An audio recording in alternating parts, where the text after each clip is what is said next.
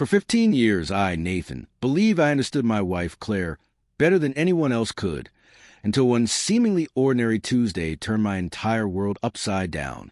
To outsiders, our marriage was flawless. We had 2 beautiful children, a picturesque suburban home with a white picket fence, and a life that felt like a dream come true. I thrived as a structural engineer, while Claire balanced her freelance illustration work from home. Our days flowed in familiar rhythms, with shared smiles and a beloved Saturday ritual of making pancakes together. Every Tuesday, I drove the same route to my downtown office, Maple Street to 9th Avenue, past the old stone church, weaving through the bustling commercial district. That path had become second nature.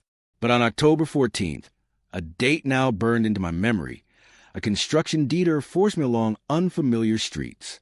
As I navigated the new path, my eyes caught a small café called The Haven, a name that would soon taste bitter. Through the large window, I saw a woman with auburn hair tied loosely, wearing a sapphire scarf I had given her last Christmas. It was Claire, my Claire, who should have been at home immersed in a client project. That very morning, she had kissed me goodbye, mentioning she'd probably lounge in her cozy clothes all day. My grip tightened on the wheel. Perhaps she had stepped out for a quick coffee. I reasoned. Maybe an unscheduled client meeting. Heart pounding, I parked across the street. Inside the cafe, the gentle chime of the doorbell greeted me. The aroma of fresh coffee and warm pastries filled the air, but my eyes went straight to Claire. She froze. Teacup paused midair, her expression a mix of panic and fear I had never seen. "Nathan," she stammered, voice trembling. "Why are you here? How did you—" Then I noticed him. A man, tall, dark hair neatly combed, wearing a bespoke suit. He exuded wealth. But it wasn't just his appearance that unsettled me. It was how close they were, leaning toward each other, hands touching. His hand had been resting on hers until I arrived, his gaze betraying someone caught in a forbidden act. "Claire," I said, my voice calm but edged, "weren't you supposed to be working from home today?" Her lips parted and closed, but no words came out. The man stood, extending his hand with practiced charm. "You must be Nathan. I'm James Carter." The name hit like a punch. Claire's client. The reason for late nights, weekend work, and sudden trips. I ignored his hand and pulled out my phone, opening the location-sharing app we'd installed for convenience. According to it, Claire was at home. She had turned off her location that morning. "Interesting," I murmured, voice low. "Your phone says you're at home working." What followed would haunt me. Claire's face crumpled, not in guilt, but in exhaustion, as if the web of lies she had spun finally unraveled. "Nathan, please sit," she whispered. But my mind raced, connecting dots I had previously ignored. The elegant lingerie hidden in her dresser, the sudden dedication to yoga, the wardrobe overhaul, the obsession with her phone, even taking into the bathroom, business trips, weekend workshops, faint traces of a stranger's cologne. James shifted uneasily. "Look, Nathan," he began, "this isn't how we wanted you to find out." Claire finally spoke, voice quivering. "Nathan, I've been searching for the right way to tell you. James and we've been in love. For almost a year." The words hung, oppressive, suffocating.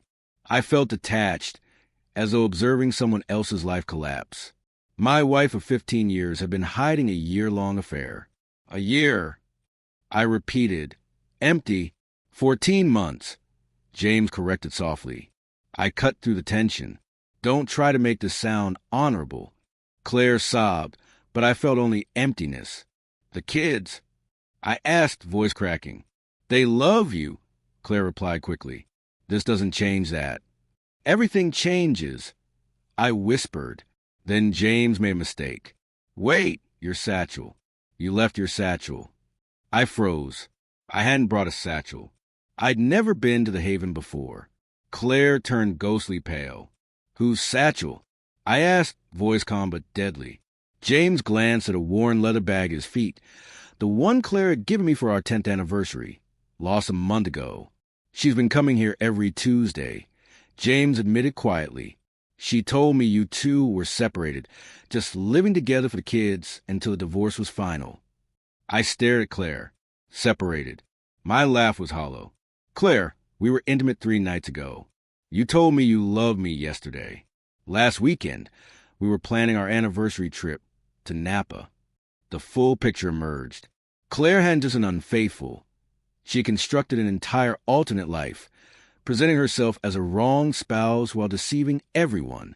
James looked sick. Claire, you told him what he needed to hear. I said, voice icy. The real question is, who else? I walked out of Haven into a world I no longer recognized. The divorce was swift. Claire didn't contest it. 2 weeks later, she moved in with James. The children now shuttled between homes, asking questions I still struggle to answer. Betrayal doesn't just break your heart.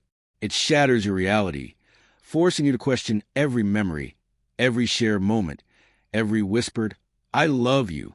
I thought I knew my wife, my life, my marriage. I was wrong. Sometimes those we trust most are living secret lives under our noses. The deepest betrayals come from those we least suspect. So I ask you, how well do you really know the people closest to you?